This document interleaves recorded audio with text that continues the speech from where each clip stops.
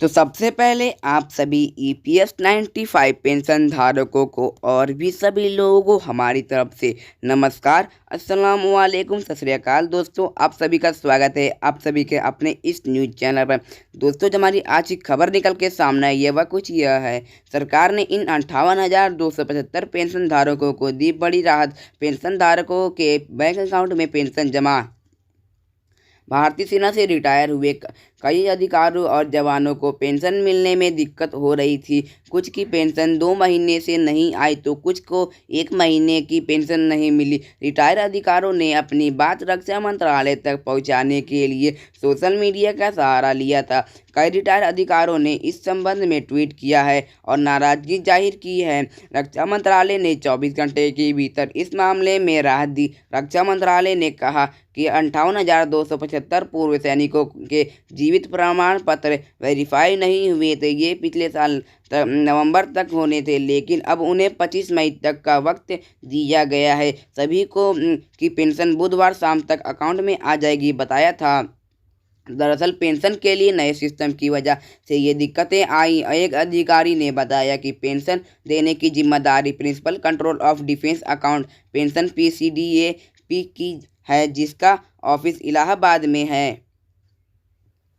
पहले पूर्व सैनिक को पेंशन उनके बैंक के जरिए मिलती थी, जिसका बैंक अकाउंट जिस भी बैंक में होता था वह बैंक तय तारीख को पेंशन के अकाउंट में पेंशन की राशि दे देता था। अगर किसी को कोई दिक्कत होती थी वह अपने बैंक की ब्रांच में जाकर बताते थे और बैंक उसका समाधान करता था। साथ ही बैंक इस इंतजार में नहीं रहते थे कि सरकार के से उनके अकाउंट में पेंशन की राशि क्रेडिट हुई या नहीं है। वह उसका इंतजार किए बिना तय तारीख को पेंशन अकाउंट में दे देते थे, फिर सरकार उन्हें पेमेंट कर देती थी। साथ ही बैंक को सर्विस चार्ज भी देते थे। यह सर्विस चार्ज हजारों करोड़ रुपए में होता था। फिर रक्षा मंत्रालय ने तय किया कि इस खर्च को बचाया जाए और कहा गया कि अब बैंक के जरिए नहीं बल्कि सीधे PCDAP ही पेंशन में के अकाउंट में पेंशन की राशि डालेंगे। इससे पेंशन देने के में बैंक का रोल खत्म हो गया। पेंशन के लिए सरकार ने बनाया है नया पोर्टल। सरकार ने पेंशन के लिए एक नया पोर्टल बनाया। स्पर्श इसमें डिजिटल डेटा है और उसी हिसाब से पेंशन दी जाती है। इसे पिछले साल 1 सितंबर से लागू किया गया। उसके बाद रिटायर होने वाले अधिकारियों जवानों के लिए यह कंपलसरी कर दिया गया। साथ ही जो पूर्व सैनिक पुराने सिस्टम के जरिए पेंशन ले रहे थे उन्हें भी धीरे धीरे नए सिस्टम में माइग्रेट करना शुरू किया गया। सभी पेंशन को नवंबर के महीने में जीवित प्रमाण पत्र देना होता है।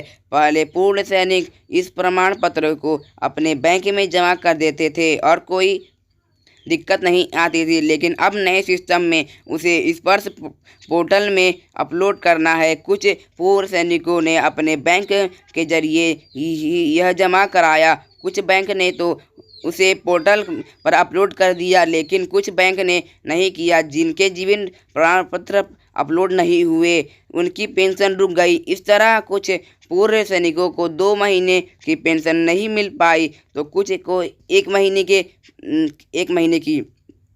Major general Ashok Kumar retired कहते हैं कि स्पर्श के पोर्टल में सॉफ्टवेयर रिलेटेड कुछ दिक्कतें आ रही हैं जो उम्मीद की धीरे धीरे ठीक हो जाएगी। उन्होंने कहा कि बहुत सारे लोग हैं जो तकनीक को लेकर इतने फ्रेंडली नहीं है। इस ऐसे में पूर्व सैनिकों को दिक्कत से बचाने के लिए PCDAP को प्रोएक्टिव होना चाहिए। अब जब कोई भी नए सिस्टम में माइग्रेट हो रहा है तो उसकी पूरी जानकारी दी जानी चाहिए। अगर तय वक्त में किसी का सर्टिफिकेट नहीं मिला तो उन्हें फ़ोन कर इसकी जानकारी दी जानी चाहिए ताकि किसी की पेंशन ना रुके। अगर PCDA को प्रोएक्टिव हो जाए तो यह सारी दिक्कतें दूर हो सकती थी। वहाँ कॉलिंग लाइन बढ़ाई जानी चाहिए, क्योंकि पहले सब अपने बैंक ब्रांच में जाकर बात कर लेते थे, लेकिन अब सबको किसी भी दिक्कत के लिए इलाहाबाद ऑफिस बात करना होता था। दोस्तों, कैसी लगी वीडियो आपका? अगर अच्छी लगी तो चैनल सब्सक्राइब करके वीडियो को लाइक करना ना भूलें।